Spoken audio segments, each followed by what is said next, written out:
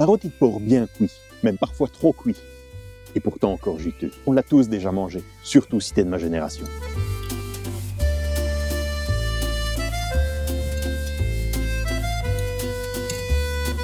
Ce rôti, tu le connais déjà. Si tu es né dans les années 70 ou 80, tu as forcément déjà dû le goûter. Le rôti de porc à la gazinière, posé dans son plan Pyrex, avec son jus qu'on vient arroser de temps en temps. Et pour la découpe, le couteau électrique, le déchiqueteur du dimanche, l'apanage d'une époque révolue. Tu vas me dire pourquoi refaire ça aujourd'hui? Peut-être par nostalgie, mais aussi par petit plaisir coupable. Ce goût un peu caramélisé, presque brûlé. Pas une Madeleine de Proust, juste un souvenir d'enfance, un plat qui a marqué. Le vrai problème de ce rôti à l'époque, ce n'était pas la recette, c'était la matière première et la technique. Quand tu as grandi en Belgique dans les années 80, le porc ibérique, tu pouvais l'oublier. On travaille surtout avec des porcs maigres. Mais aujourd'hui, avec des races comme le Duroc, on a rarement du gras intramusculaire. Le gras est souvent en périphérie, pas dans la fibre. Résultat, une cuisson longue, une viande maigre et une chaleur mal maîtrisée. On ouvrait le four pour arroser, la température chutait, le dessus séché et la cuisson devenait irrégulière. D'où ces rôtis denses, parfois secs, qu'on finissait par déchiqueter plus que de trancher. La solution pour moi passe par une technique simple, la saumure. Une saumure, c'est une solution d'eau et de sel. À l'origine, elle sert à conserver les aliments. Ici, c'est pas du tout l'objectif. Moi, je l'utilise pour modifier la structure de la viande.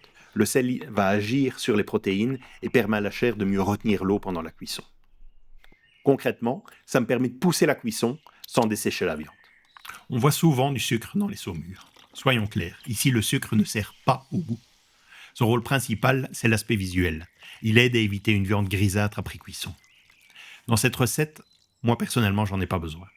Je préfère gérer la sucrosité plus tard, là où elle a un vrai intérêt gustatif. J'ai aussi changé le morceau. Je travaille avec un carré de côte de porc. L'os protège la viande, il apporte du goût et il crée une zone de cuisson plus douce. C'est un élément clé dans cette recette. Je reste sur une saumure simple. Une base à 4% de sel, de la bière blonde, une orange, du laurier, quelques baies de genévrier. La viande doit être complètement immergée.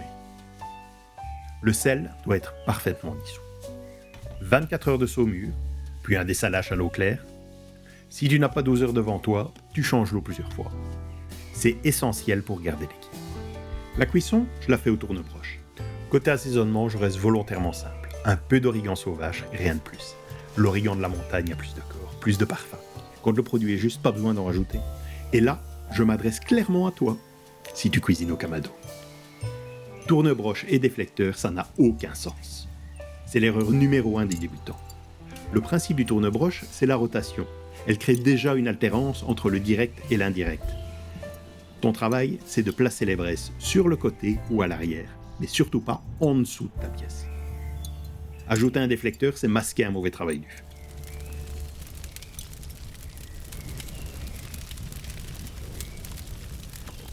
Pour les accompagnements, j'utilise ces briques-niques. J'aime leur polyvalence, leur format et surtout leur inertie. Ils passent dans tout.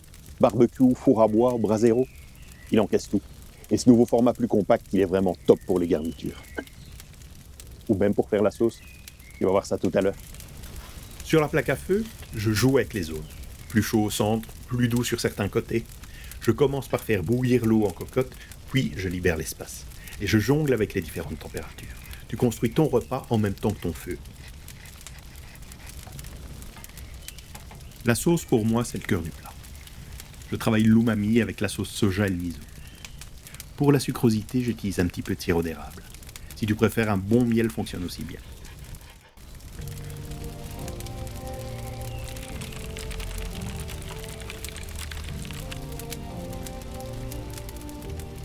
Et pour lier la sauce, ça c'est mon astuce, j'utilise du kuzu. C'est une fécule japonaise traditionnelle.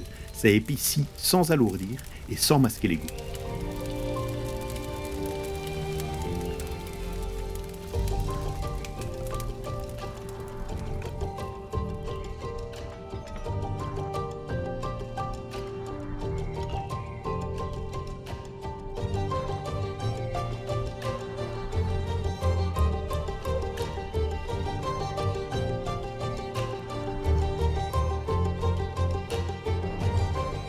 J'assume complètement une cuisson plus poussée. C'est un choix culturel, un choix nostalgique.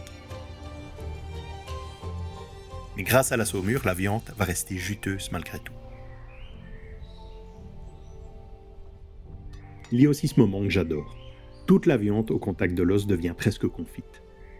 Effilochée. Tu grattes, tu récupères les sucres. Ça, c'est le plaisir du pitmaster. Le petit plaisir qu'on ne partage pas toujours.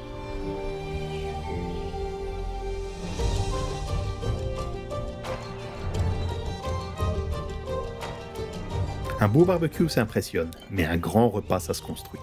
La pièce de viande fait le barbecue, les accompagnements font le repas.